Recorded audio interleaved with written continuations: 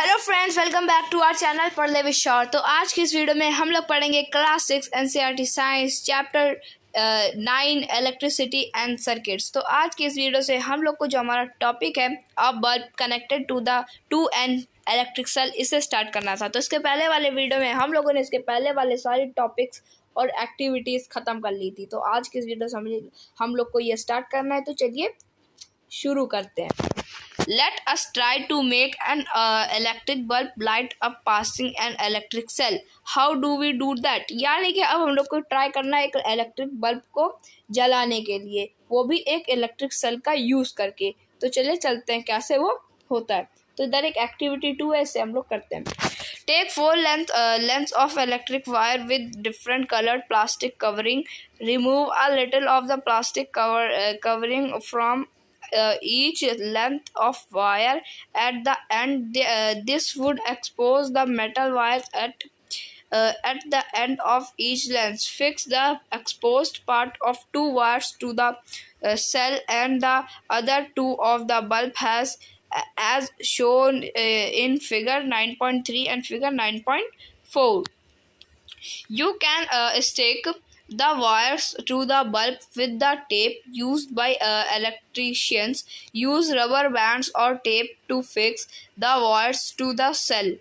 Now connect the wires fixed to the bulb with those attached to the cell in 6 different ways as have been shown in figure 9.5. For each arrangement, find out whether the bulb glow or not. Write yes or no for each arrangement in your notebook. Now carefully look at the arrangement in which the bulb glows. Compare these with those in which the bulb does not glow. Can you find the reason for this difference? Keep the tip of your pencil on the wire near the one terminal of the electric cell for the arrangement in figure 9.5. तो यहाँ पर क्या करना है, हम लोगों को यहाँ पर कुछ डायग्राम्स दिए गए हैं और इन सबको एक साथ अटैच करा गया है, कुछ को नहीं करा गया। यानी कि इनमें से कुछ बल्ब ग्लो कर रहे हैं और कुछ बल्ब नहीं ग्लो कर रहे हैं। तो जो बल्ब ग्लो नहीं कर रहे हैं उनका हम लोग को रीज़न बताना है कि वो किस लिए ग्लो नहीं कर रहे हैं। तो चलिए शुरू करते हैं, बताते हैं फिर क्या। तो फर्स्ट ए वाला तो ग्लो कर रहा है अच्छी तरीके से, जो उसको छोड़ते हैं, वो तो ग्लो कर रहा है, वो परफेक्ट है। फिर बी वाला ग्लो क्यों नहीं कर रहा, अब इधर समझिए। ए वाले में देखिए पूरा क्लोज्ड सर्किट है, क्लोज्ड और ओपन सर्किट। यहाँ पे मैं आपको 2 सर्किट के बारे में बताऊंगा, क्लोज्ड सर्किट और ओपन सर्किट। क्लोज का मतलब क्या होता है, बंद। ओपन का मतलब खुला। तो क्लोज मतलब कि बंद। ये देखिए ये पूरी तरह से ए वाला कनेक्टेड है, कहीं से खुला नहीं है। ए वाला पूरी तरीके से हर जगह से कनेक्टेड है, इसलिए बल्ब ग्लो कर रहा है। लेकिन और ये क्लोज सर्किट है। लेकिन जो बी वाला वो ओपन सर्किट है। किस लिए ओपन सर्किट है, क्योंकि इधर देखिए ये जो तार है इससे जुड़ा ही नहीं है, ये इधर इससे जुड़ा नहीं है। इधर तो आप लोग देख पा रहे हो बिल्कुल अच्छी तरीके से जुड़ा है और इधर नहीं जुड़ा है। और मैं आपको एक बात और बता दूं, अगर ये जो आपको तो पहले से पता चल गया कि सेल को कैसे हम लोग आइडेंटिफाई कर सकते हैं, कौन सी इसकी नेगेटिव टर्मिनल, कौन सा पॉजिटिव टर्मिनल है। तो ये जो पॉजिटिव टर्मिनल बल्ब के नेगेटिव टर्मिनल में ज्वाइन होगा और बल्ब का पॉजिटिव टर्मिनल सेल के नेगेटिव टर्मिनल ज्वाइन होगा, तभी बल्ब ग्लो करेगा। एक बार और बता देता हूँ कि जब सेल का पॉजिटिव टर्मिनल बल्ब के नेगेटिव टर्मिनल से ज्वाइन होगा और बल्ब का पॉजिटिव टर्मिनल सेल के नेगेटिव टर्मिनल से ज्वाइन होगा, तभी बल्ब ग्लो करेगा। मतलब कि बिल्कुल अपोजिट ऐड करना है। और वैसे ही मतलब कि बिल्कुल अपोजिट तो ऐड करना ही करना है, और तभी हमारा बल्ब ग्लो करेगा। और ये भी देखना है कि जो सर्किट है वो क्लोज है कि नहीं है, नहीं तो ऐसा खुला रहेगा तो करंट बाहर निकल जाएगा और वो बल्ब ग्लो नहीं कर पाएगा। फिर यहाँ सी वाला क्या है, ये भी उसी तरीके से, क्या ये खुला हुआ है, ये ओपन सर्किट है और क्लोज नहीं है, ओपन है, तो इसलिए ये भी बल्ब नहीं ग्लो कर रहा है। फिर आखिरी वाला क्या है, ये भी देखिए खुला हुआ है। क्यों? क्योंकि देखिए बल्ब के दोनों टर्मिनल्स तो इसमें घुस गए, लेकिन ये वाला तो इसमें ये वाला तो खुल ही गया ना, इसलिए नहीं ग्लो कर रहा है। फिर इसका ये दो सेल इसके नेगेटिव में घुस गए, दोनों टर्मिनल पॉजिटिव और नेगेटिव, और इस पॉजिटिव नेगेटिव इसमें पॉजिटिव टर्मिनल में घुस गए, इसलिए इसका नेगेटिव टर्मिनल देखिए खाली है। फिर क्या है कि ये ग्लो कर रहा है। क्यों? क्योंकि इसका आप चाहे इसको चाहे टेढ़ा मेढ़ा जितना लगा दें, लेकिन ये क्या मतलब कि बल्ब से अटैच है, तो क्या ये ग्लो करेगा। तो मेरे ख्याल से ये आपको जो भी मैंने आपको बताया आपको समझ में आया होगा। अब चलते हैं हम लोग अपने नेक्स्ट टॉपिक की तरफ, जो कि है एन इलेक्ट्रिक सर्किट। चलिए इसको स्टार्ट करते हैं। In activity, you connected one terminal of the electric cell to the other terminal through wires passing to and from the electric bulb. Note that in the arrangement shown in figure 9.5 and A and F, the two terminals of the electric cell were connected to two terminals of the bulb, such as arrangement is an example of an electric circuit. The electric circuit provide a complete path for electricity to pass, current to flow between the two terminals of the electric cell. The bulb glow only when current flows through the circuit. In the electric circuit, the direction of the current is taken to be from the positive to the negative terminal of the electric cell, as shown in figure 9.6. When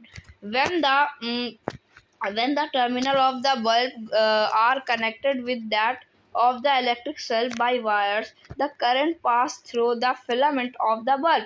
This makes the bulb glow. Sometimes an electric bulb does not glow even if it is connected to the cell.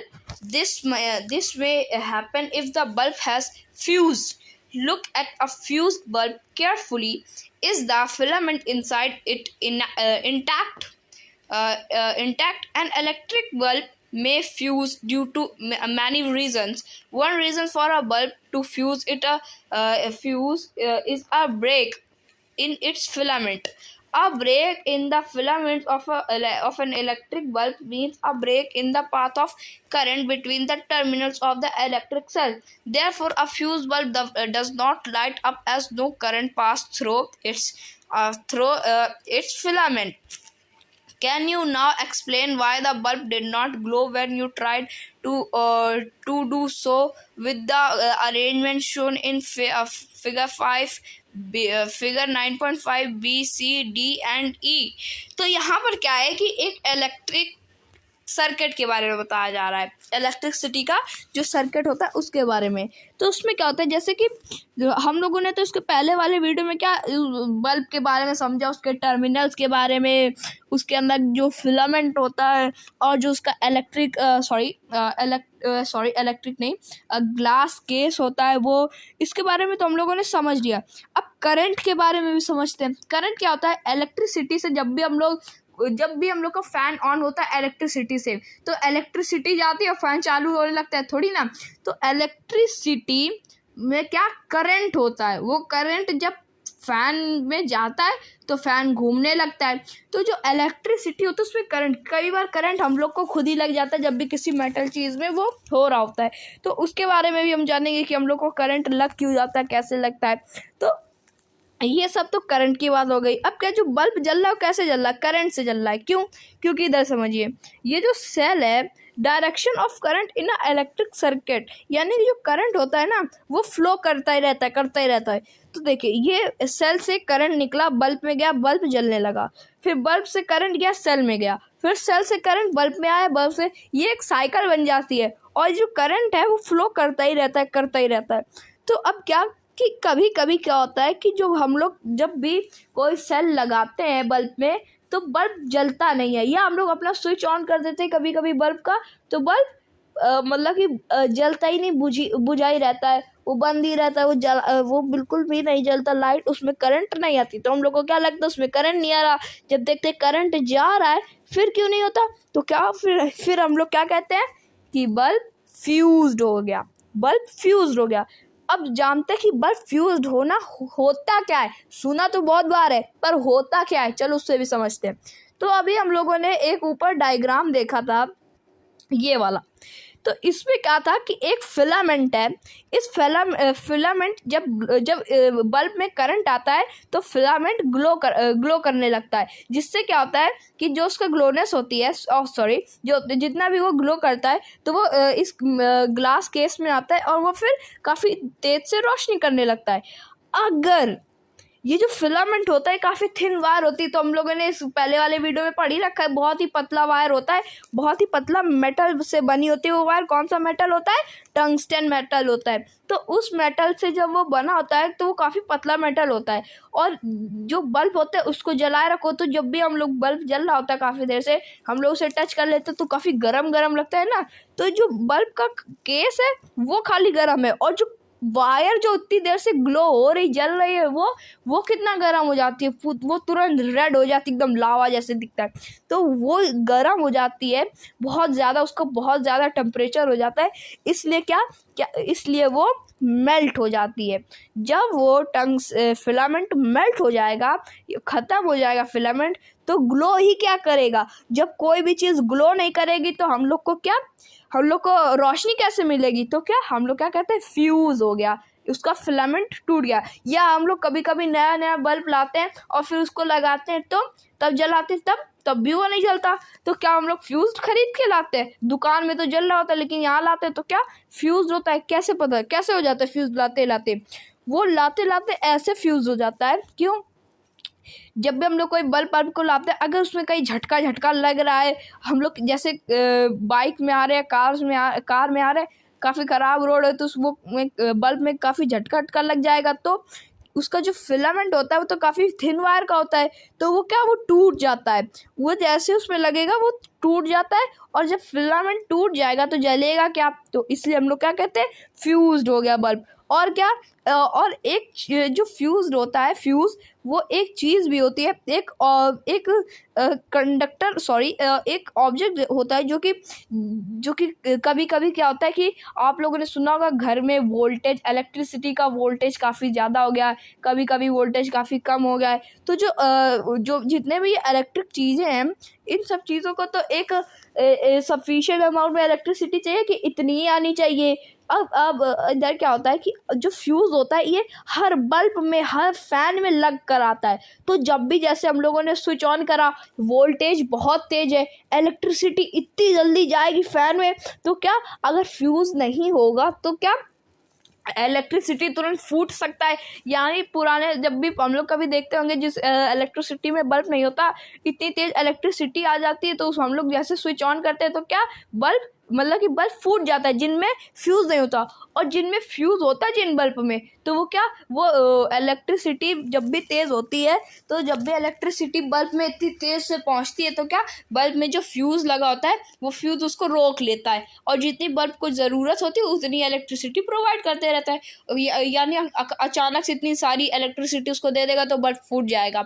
इसीलिए क्या होता है कि कभी कभी इतनी तेज़ electricity आ जाती है कि जो इलेक्ट्रिसिटी है ना वो फ्यूज़ ही को ब्लास्ट कर देती है।